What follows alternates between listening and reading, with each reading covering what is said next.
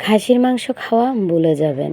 এভাবে যদি পটল সুন্দরীর রেসিপিটা একবার তৈরি করে নেন, কিছুটা মুরগির মাংস দিয়েই কিন্তু আজকে পটল সুন্দরীর রেসিপিটা তৈরি করতেছি। দেশ এবং দেশের বাইরে যে যেখান থেকে আমার ভিডিওটা দেখতেছেন আপনাদেরকে অসংখ্য ধন্যবাদ জানিয়ে এবং সালাম দিয়ে আজকে আমার ভিডিওটা শুরু করলাম। হ্যালো এভরিওয়ান, আসসালামু আলাইকুম। সবাই কেমন আছেন? আলহামদুলিল্লাহ, আল্লাহর অশেষ রহমতে আমিও ভালো আছি।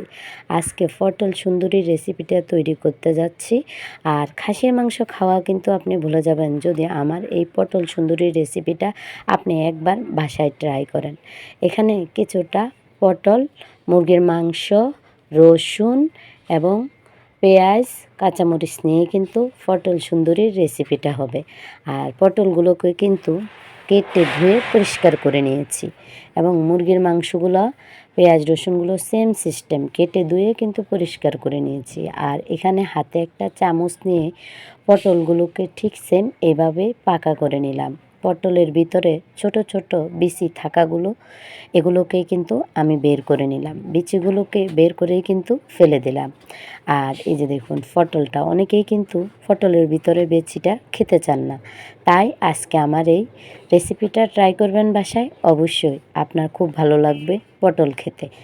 দেখুন সবগুলো এভাবেই কিন্তু বিচিগুলো ছাড়িয়ে সবগুলোকেই এভাবে আমি এপাট ওপাটে সুন্দর করে ফুল করে নিয়েছি। এই যে দেখুন, যার নাম পটল সুন্দরী।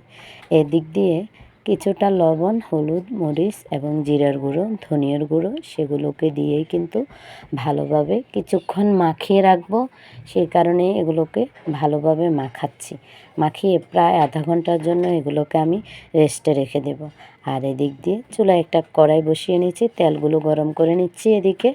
আর অন্যদিকে হলুদ, মরিচ, জিরার গুঁড়ো, লবণ, ধনিয়ার গুঁড়ো, কাঁচামরিচ কুচানো, পেঁয়াজ কুচানো, রসুন কুচানো সবগুলো একসাথে হাত দিয়ে মেখে নিচ্ছি ভালোভাবে। একদম ভালো করে মাখিয়ে নিলে জিনিসটা খুব সুন্দর হবে এবং গ্রান বের হবে। আর ওই যে তেলের মধ্যেই কিন্তু এই মাখানো মুরগির মাংসগুলোকে দিয়ে দিলাম, দিয়ে ভালো করে দুপাট আমি ভাজি করে নিচ্ছি।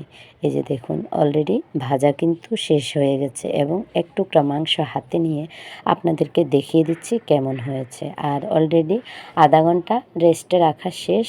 পটলগুলো একদম পানি বেরিয়ে হয়ে গেছে এবং কিনা হলুদ, মরিচ, জিরার গুঁড়োগুলোও কিন্তু পটলের গায়ে ভালোভাবে লেগে গেছে।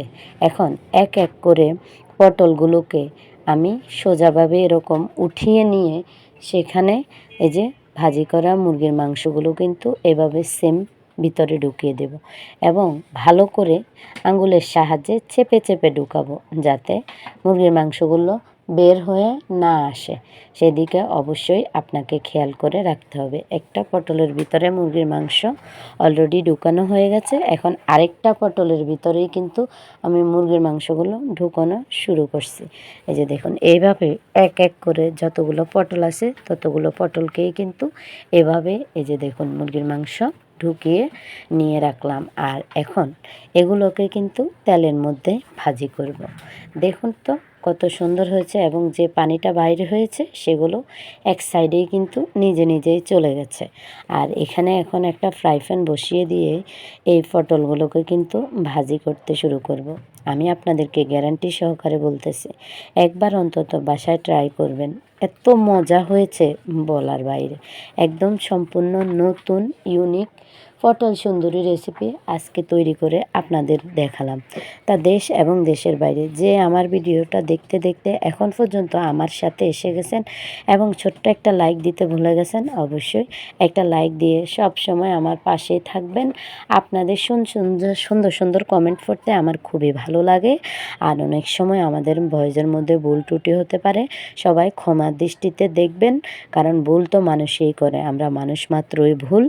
এবং কিনা আপনারা আমার ভিডিওটা সম্পূর্ণ ওয়াচ করবেন, আপনাদের কাছে অনুরোধ রইল।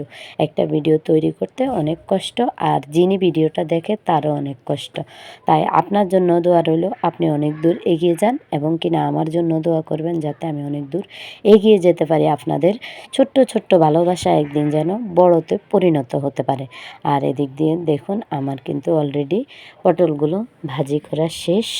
এই যে কেমন হয়েছে এবং কিনা মুরগির মাংসগুলোও বের হয় নাই এবং কিনা যে ফুলটা করছি সেই ফুলটাও কিন্তু মাশাল্লাহ কত সুন্দর দেখা যাচ্ছে, কালারও হয়েছে।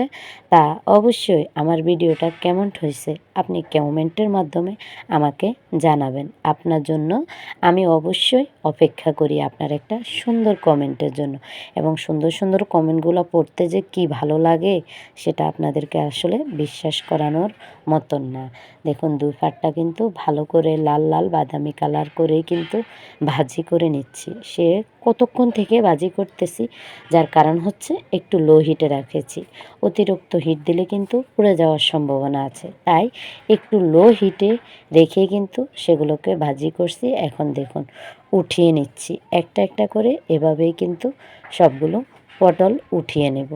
আর উঠিয়ে নিয়ে সর্বশেষ আপনাদেরকে পরিবেশনা করে দেখিয়ে দেব যে পটলগুলো কেমন হয়েছে। আশা করি আপনারা সবাই আমার অসাধারণ রেসিপিটা দেখে বুঝতে পারছেন সাধারণ ক্ষুদ্র কিছু জিনিস দিয়া কিভাবে এত নিত্য নতুন অসাধারণ রেসিপি তৈরি করলাম। সবাই সবসময় ভালো থাকবেন, আমার ভিডিওটা অন্তত দেখবেন। আপনাদের জন্য অবশ্যই শুভকামনা রইল। যে যেখান থেকে ভিডিওটা দেখতেছেন আপনাদেরকে অসংখ্য অসংখ্য ধন্যবাদ জানিয়ে আজকের মতো ভিডিওটা আমার এই পর্যন্ত। সবাই ভালো থাকবেন, সুস্থ থাকবেন এবং সবার জন্য শুভকামনা রইল। আল্লাহ হাফেজ। আসসালামু